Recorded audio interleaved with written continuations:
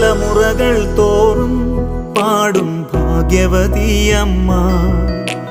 ജപമണിമാലകളിൽ ഉയരും നന്മ നിറഞ്ഞവളമ്മ.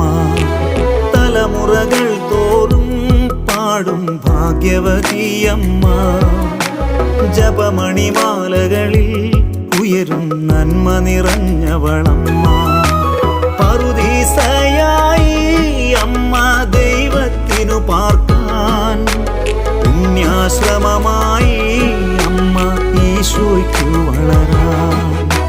പറുദീസയായി അമ്മ ദൈവത്തിനു പാർക്കാൻ, പുണ്യാശ്രമമായി അമ്മ ഈശോയ്ക്കു വളരാൻ.